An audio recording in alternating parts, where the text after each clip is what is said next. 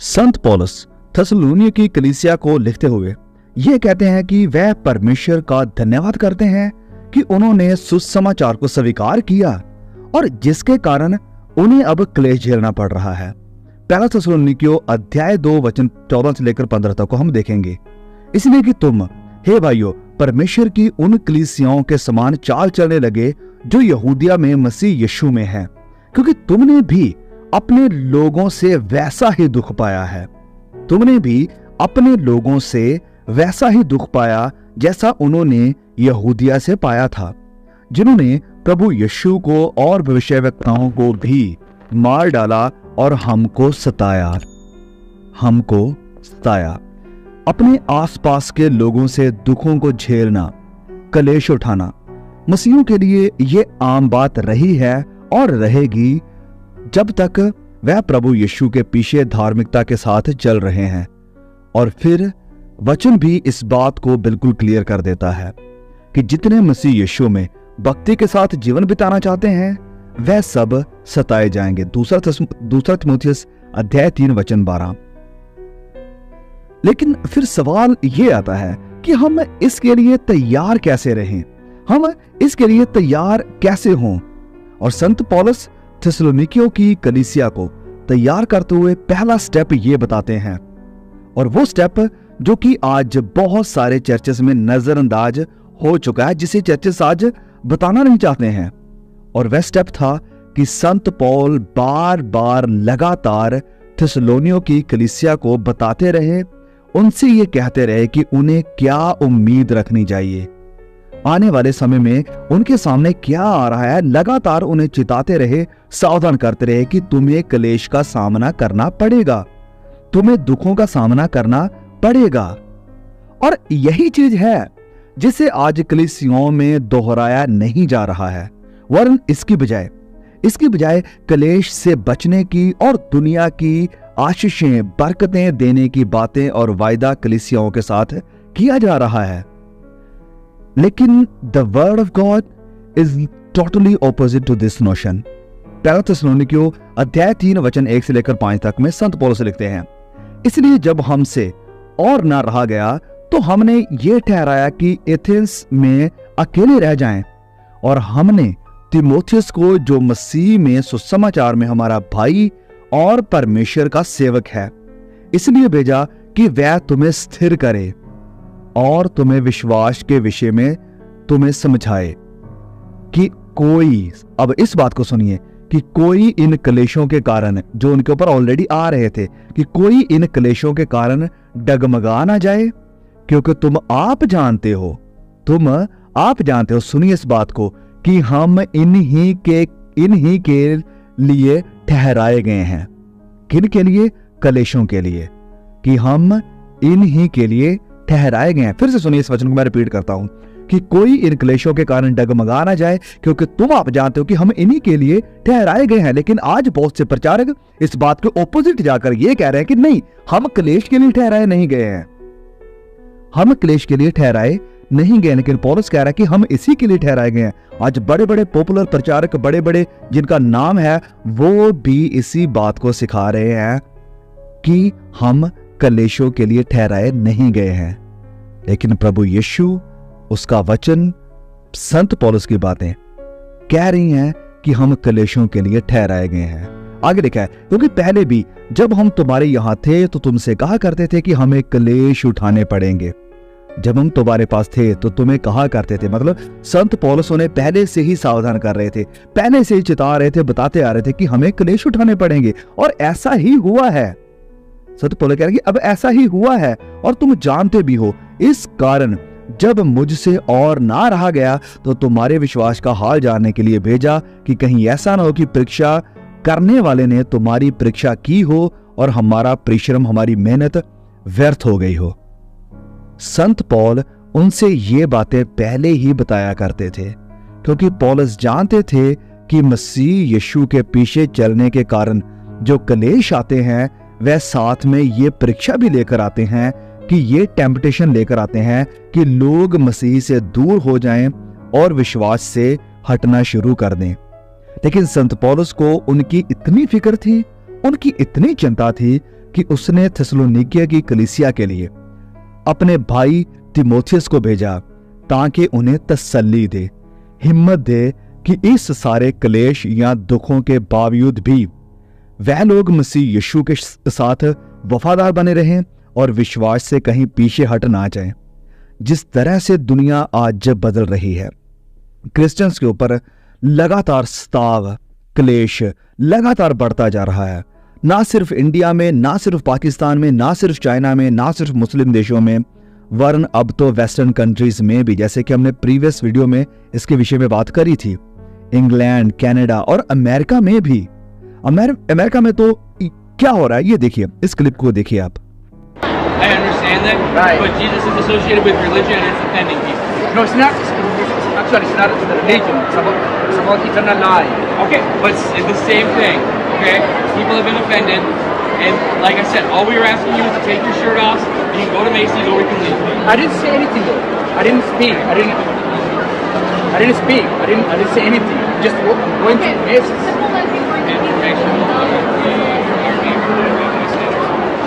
Just enough you wear the shirt, you walk around the mall, just enough. Oh, I wouldn't say that.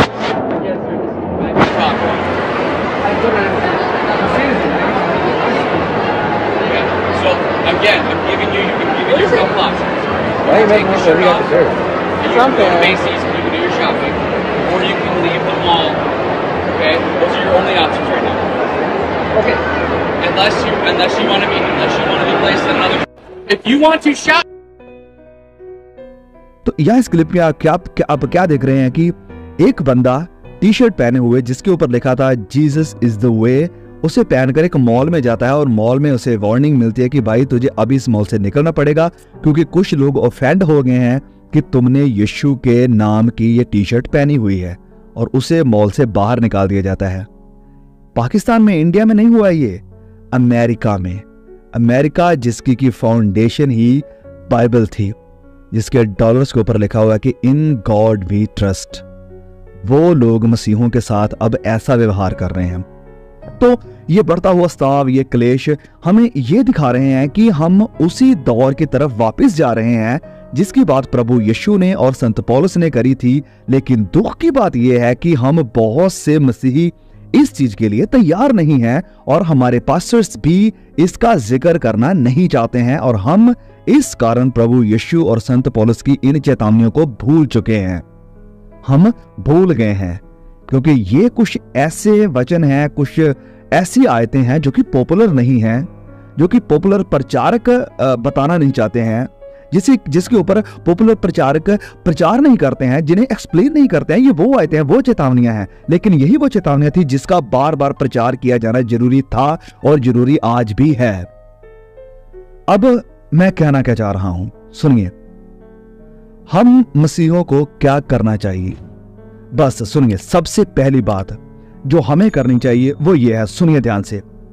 इस बात को हमें acknowledge करना पड़ेगा, इस बात को हमें मानना पड़ेगा, इस सच्चाई को स्वीकार करना पड़ेगा, जैसे वचन में लिखा है प्रेरितों के काम 14:22 में कि चेलों के मन को हम स्थिर करते रहे और ये उपदेश देते रहे कि विश्वास में बने रहो, विश्वास में बने रहो। और ये कहते थे कि हमें बड़े क्लेश उठाकर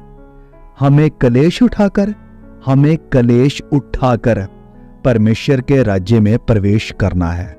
बड़े क्लेश उठाकर, through many tribulations we must enter the kingdom of God.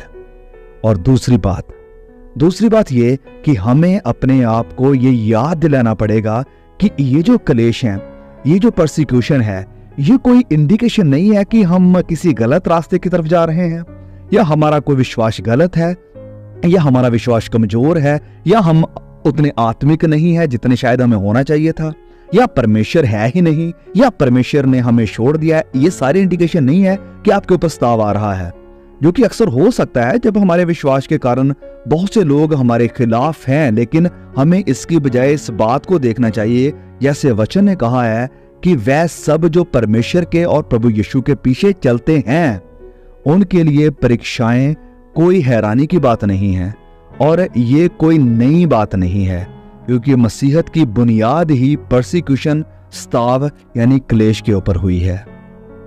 यूहन्ना 15:18-19 में, यूहन्ना अध्याय 15 वचन नंबर यानी आयत 18 और 19 में लिखा है कि यदि संसार तुमसे बैर रखता है, ये बात प्रभु यीशु कह रहे हैं कि यदि संसार तुमसे बैर रखता है, तुमसे नफरत करता है, तो तुम जानते हो कि उसने तुमसे पहले मुझसे बैर रखा था। यदि तुम संसार के होते तो संसार अपनों से प्रेम रखता, परंतु इस कारण कि तुम संसार के नहीं हो, वरन मैंने तुम्हें संसार में से चुन लिया है, इसलिए संसार तुमसे बैर रखता है। इसलिए संसार तुमसे नफरत करता है, तुम्हें सताता है, तुम्हें क्लेश देता है, क्योंकि तुम्हें प्रभु यीशु ने चुन लिया है। मत्ती 5:11-12 में प्रभु यीशु फिर कहते हैं कि धन्य हो तुम, मुबारक हो तुम, ब्लेस्ड हो तुम लोग, जब तुम्हारे पास गाड़ी है, जब तुम्हारा वीजा लग जाता है, जब तुम्हें बढ़िया गाड़ी बंगला में, जब आपके अकाउंट में बैलेंस आ जाता है, जब मिरेकल मनी को आप देखते हैं, तब धन्य। नहीं, सुनिए प्रभु यीशु क्या कहते हैं, धन्य हो तुम जब मनुष्य मेरे कारण तुम्हारी निंदा करें, तब तुम लोग धन्य हो, तब तुम लोग मुबारक हो, ब्लेस्ड हो।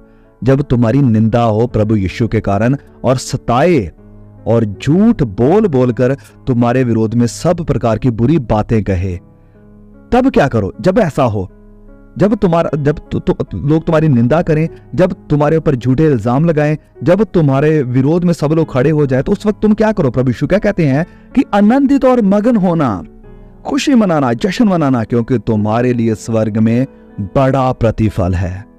तुम्हारे लिए बड़ा प्रतिफल है। हमारा राज्य, हमारी हुकूमत इस धरती की नहीं है। हमारा राज्य, हमारी हुकूमत, हमारा असली घर स्वर्ग में है। इसलिए कि उन्होंने उन भविष्यवक्ताओं को जो तुमसे पहले थे इसी रीति से सताया था। आज बहुत से लोगों को मैं देखता हूं, बहुत से प्रचारकों को देखता हूं, ये प्रचार करते हैं कि हम राजाओं के राजा के बेटे हैं और हमें राजाओं के जैसे रहना चाहिए। ये शिक्षा गलत है, इसे छोड़ दो।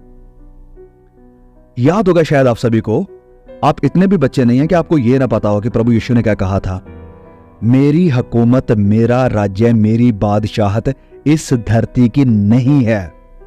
अगर होती तो मेरे चेले लड़ते, मैं अपनी एक सेना तैयार करता और लोगों के साथ लड़ता, लेकिन प्रभु ने कहा कि मेरी बादशाहत इस दुनिया की नहीं है। लेकिन आज आपके प्रचारक, आपके पापा, आपके प्रॉफिट, आपके नबी आपको यह कह रहे हैं कि आप राजाओं के राजा के बेटे हैं और आपको राजाओं के जैसे रहना चाहिए।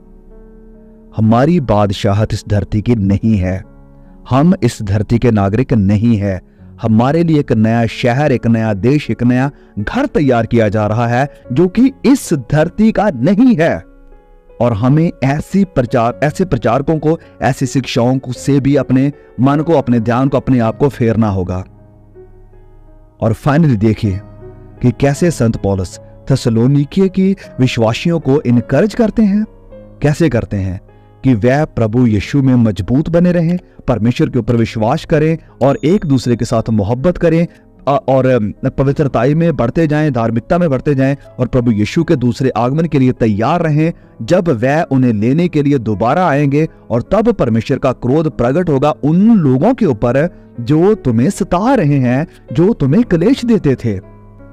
तो इस दुनिया में हमें जो क्लेश मिल रहे हैं, ये उस महिमा के सामने जो हमें मिलने वाली है प्रभु यीशु के दूसरे आगमन के वक्त, ये कुछ भी नहीं है, कुछ भी नहीं है। और इस कारण संत पौलुस उन्हें तसल्ली देते हैं कि वह हिम्मत ना हारें, विश्वास में बने रहें, प्रभु यीशु के साथ वफादार रहें।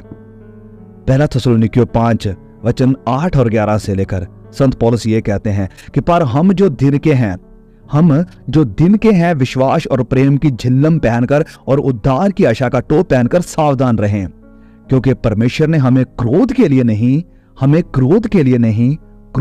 नहीं। मैं क्यों इस बात को रिपीट कर रहा हूं?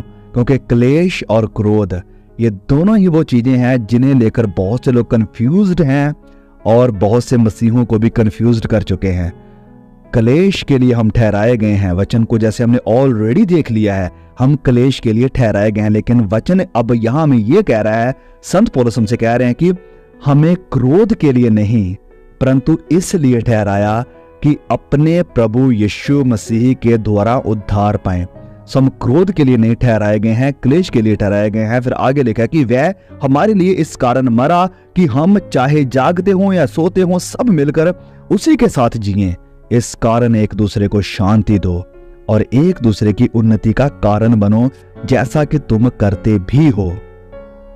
सुनिए इस बात को, हम सब लोग जानते होंगे, शैतान ने प्रभु यीशु को प्रलोभन दिया, उसे टेम्पटेशन दी, उसकी परीक्षा करी, क्या कहते हुए कि इस दुनिया की महिमा को पाने के लिए वो शॉर्टकट तरीका अपना ले, शॉर्टकट तरीका अपना ले।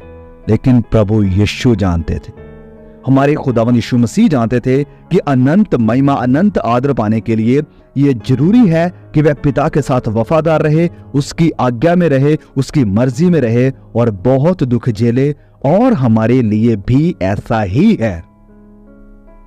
तो आइए हम भी उस दौड़ में जिसमें हमने दौड़ना है, धीरज के साथ दौड़े और विश्वास के कर्ता यानी संपूर्ण करने वाले, सिद्ध करने वाले यीशु की ओर ताकते रहें, जिसने उस आनंद के लिए जिसके आगे धरा था, लज्जा की कुछ चिंता ना करते हुए क्रूस का दुख सहा और सिंहासन पर परमेश्वर के दाहिने जा बैठा। और वर्तमान में हर प्रकार की ताड़ना, हर प्रकार का डिसिप्लिन आनंद की नहीं पर शोक ही की बात दिखाई देती है। तो भी जो उसको सहते सहते पक्के हो गए हैं, बाद में उन्हें चैन के साथ धार्मिकता का प्रतिफल मिलता है, धार्मिकता का प्रतिफल मिलता है। May God bless you. Please share the message. See you again. Amen.